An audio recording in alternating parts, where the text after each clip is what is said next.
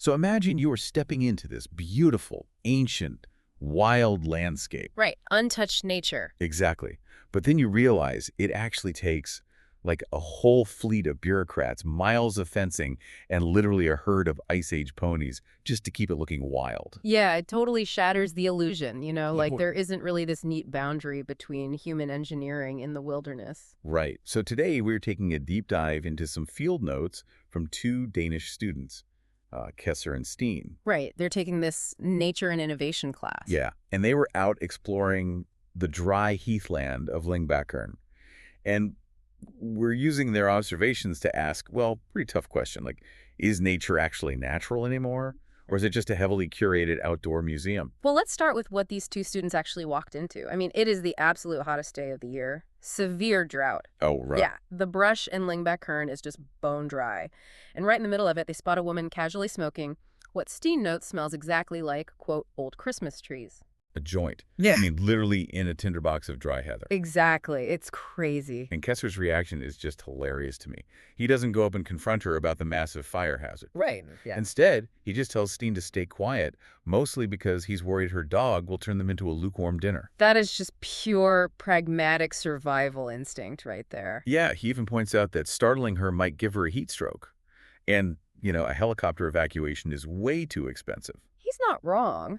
But honestly, it perfectly illustrates this strange disconnect we have. Like, people often view these landscapes as a personal playground where real-world consequences just don't apply. Yeah, it's like a consequence-free theme park to them. Right. You see the exact same behavior with dog walkers. They let their pets roam off-leash in these super fragile areas, completely ignoring that leash laws aren't just arbitrary red tape. They're there for a reason. Exactly.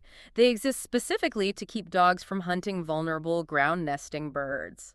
Okay, so people are ignoring the rules. But the irony here is that the people officially managing the land are basically doing the exact same thing, like curating an exhibit. Yeah, top-down management is essentially bureaucratic landscaping. I mean, you have the fences, the designated grazing zones. It is all heavily engineered. Right. Take the use of highland cattle, for example. Bureaucrats actually deploy them specifically to extract nitrogen from the soil. Wait, hold on. Let's break down the mechanics of that because it sounds, well, pretty counterintuitive. Why do we need cows to steal nitrogen? Well, heather, which is kind of the signature plant of this landscape, it evolved to thrive in highly nutrient-poor soil. Okay. But nitrogen acts like steroids for invasive pine and birch trees.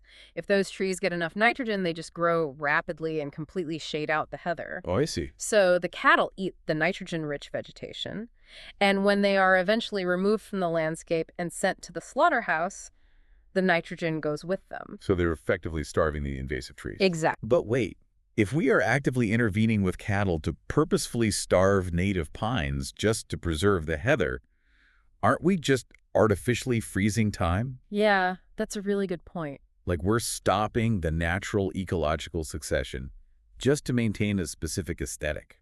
Which really just proves how far removed this all is from a self-sustaining wild ecosystem. I mean, when this highly managed system inevitably acts up, like if an unexpected drought changes the vegetation, the local governments often just scramble for excuses. Because the landscape doesn't behave like a spreadsheet. Right, but they try to manage it like one anyway. Which brings us to how they manage the underbrush. So Kesser and Steen are looking at the animals the local government put out there, and they are pretty underwhelmed. Oh, totally. They were probably picturing these majestic wild stallions keeping the land in check. Yeah, some real wild ponies. But instead, Steen starts laughing and calls them battery-operated toy bears. He even starts making Roadrunner beep-beep noises at them. Well, he's looking at Exmoor ponies. They only stand about like 125 centimeters tall, so they definitely don't look like imposing wild mustangs. No, not at all. But these ponies are actually Britain's oldest, most primitive breed. I mean, they've been surviving since before the Ice Age. Wow, so they're basically biological Roombas programmed by evolution for heathland maintenance. That's a great way to put it.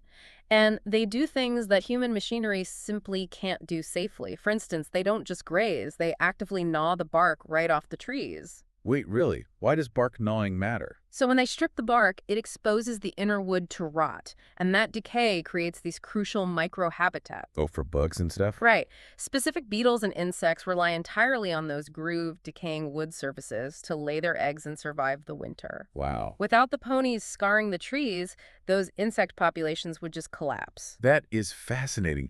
This entire situation at Lyngbakern, I mean, the oblivious hikers, the nitrogen-stealing cows, the ancient pony Roombas, it really highlights a tension that exists far beyond Denmark. Oh, absolutely. It is happening right in our own backyards. Right. Think about how you might approach a home garden.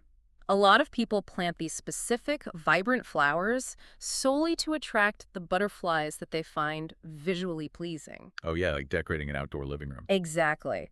But they do it without ever checking if the local soil can actually support the native host plants those insects need for their caterpillars to survive.